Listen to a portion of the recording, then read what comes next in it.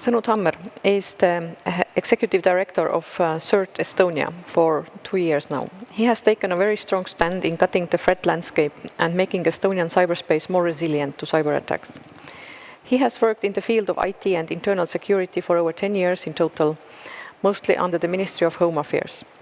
He has also held a diplomatic position as a counselor for the EU Justice and Home Affairs based in Brussels and has worked for the EU IT agency EU-LISA. He has advised the European Commission on several information system programs and is also, as a member of the Global Program Management Board, appointed by the Council of the European Union. The floor is yours, Tõnu. Thank you, Heli.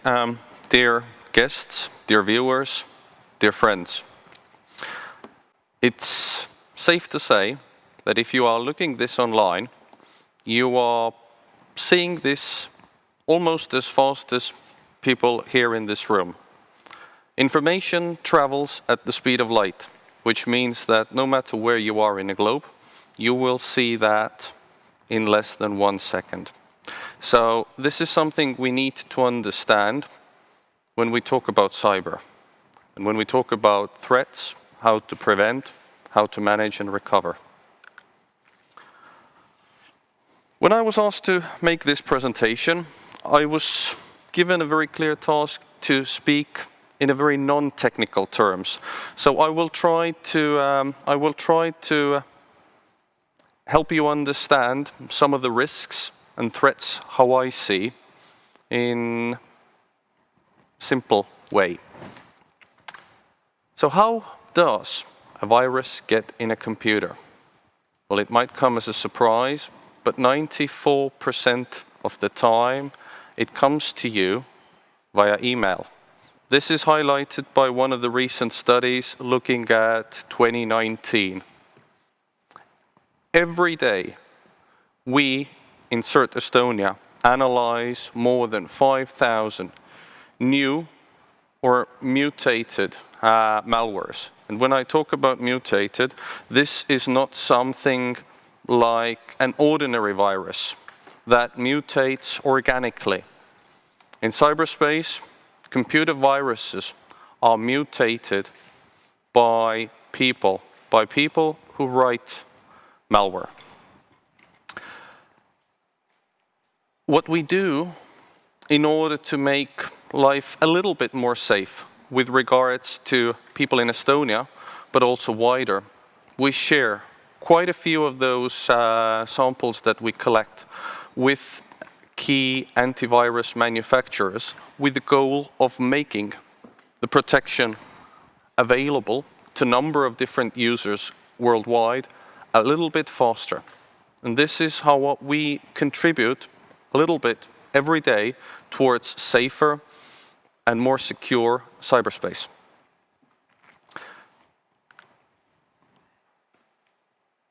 It might come a little bit surprising on why cyber is often used as the means for weapon. If we look at the cost factor of a cyber attack vis-à-vis a kinetic attack, we see that cyber is times and times cheaper.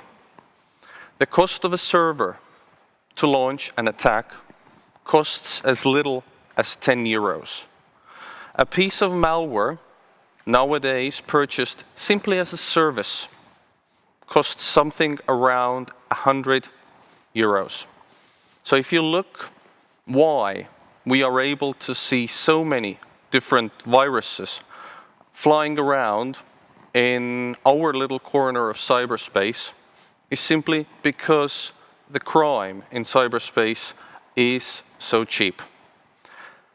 When internet was first brought into existence decades ago as a means of communication, it was focusing on making this possible. Now we realize that we can't simply focus on connecting people. We have to find ways to make sure that this connection is safe, secure, from one end to another. In between 1945 to 1990, we had a period of Cold War, when one side had their own pieces of technology, they were defending this, and they were attacking the technology on the other side.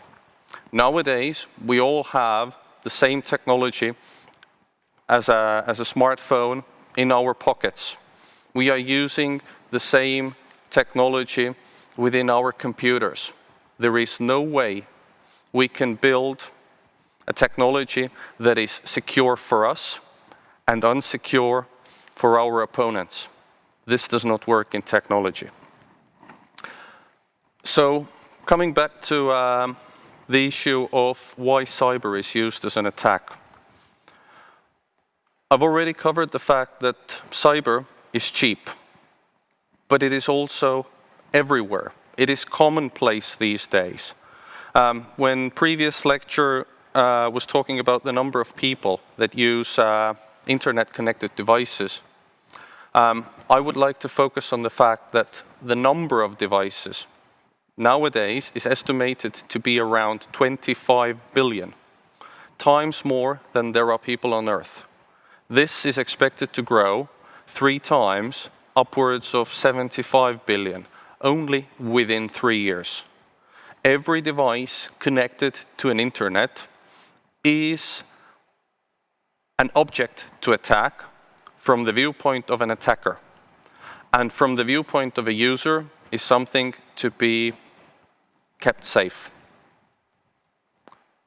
Let's think about this for a moment. When we think that there are so many computers everywhere, controlling every aspect of the life, this is where we are today. But perhaps one of the most compelling reasons why cyber is used as a means to attack is the simple truth that cyber is deniable. If a kinetic missile is launched, we can track where it came. If a cyber attack is launched, we can very rarely see immediately where it came. And when I started the presentation, I said that within 1 second, this video reaches across the globe. This is how fast a cyber attack can actually spread in the cyberspace. And we are not able to immediately see how fast the malicious actor is doing what, and most importantly, from where. So what are the profiles of malicious actors? Who is behind? 75% of the cases, cyber attacks are motivated by the desire to earn money. So those people that are behind 75% of the time, they are nothing more than petty criminals. Sorry to say this, but this is the truth. The rest, 1/4, makes up adversaries who have ideological or political reasons. Or simply sometimes the reason is as benign as I can. I just want to test if I can. It doesn't take a lot of reasons to launch an attack. A little bit also about how an attack is carried out.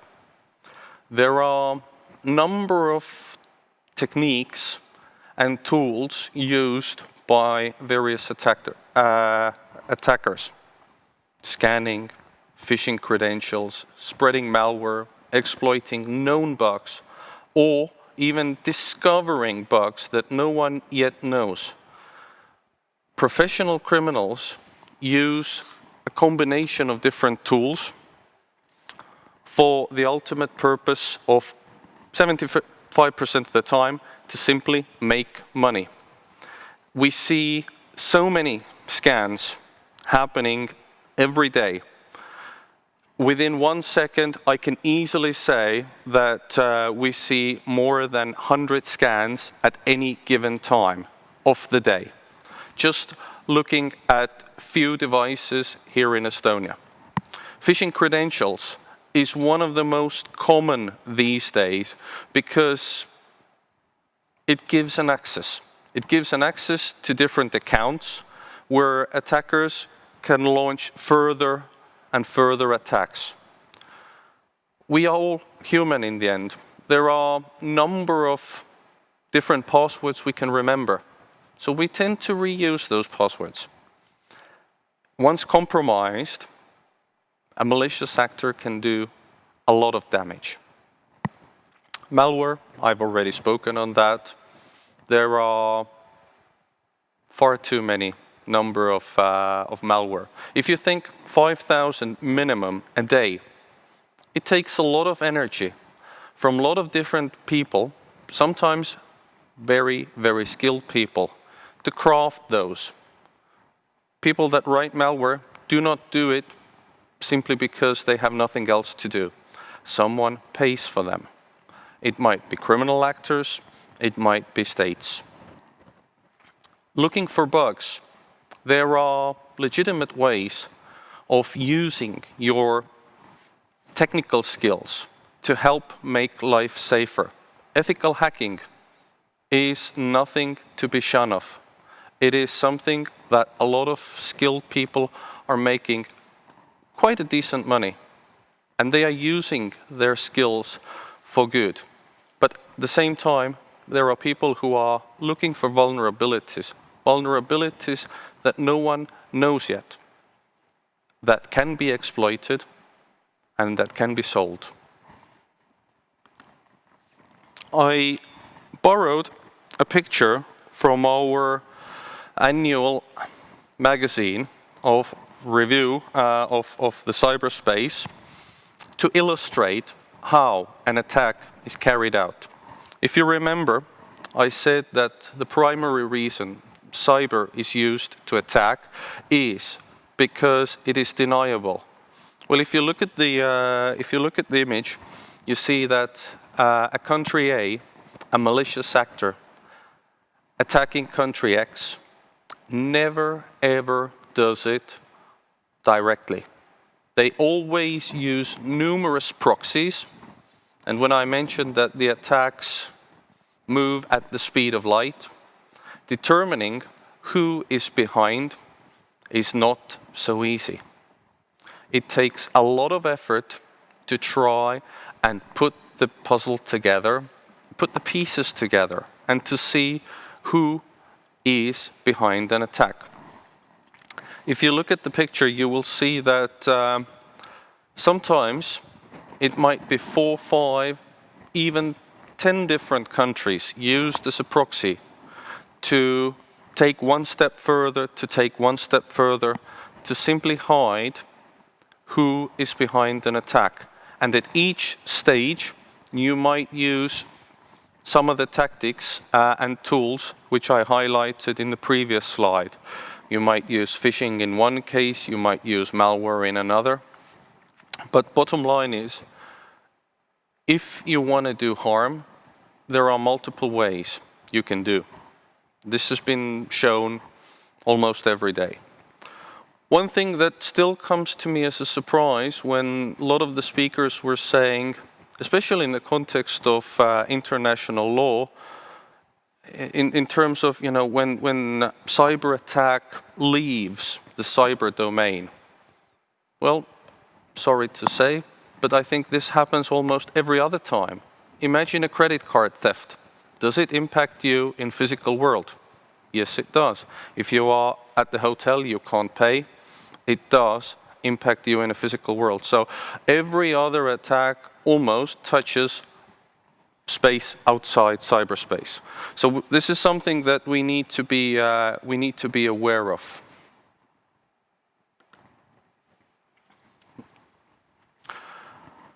So what can we do when these are the odds? These are the odds against us or for us. How do we better resist? We can definitely work with our international partners. But human-to-human communication is a little bit slower than machine-to-machine communication. It takes time, especially if you want to build trust and you want to communicate. Machines do things a little bit faster, both in terms of attacking and in terms of defending.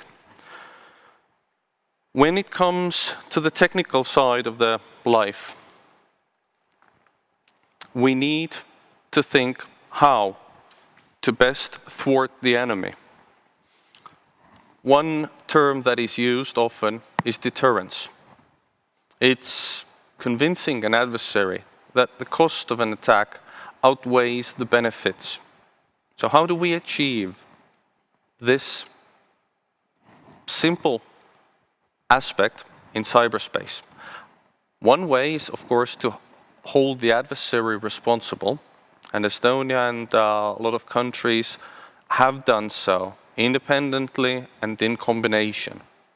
But if we look at the way cyberspace is built, how different internet-connected devices speak with one another, how different networks speak with one another, how internet in principle works, we see that very often an incident starts simply because a technical standard was never implemented. A standard exists, but was never implemented.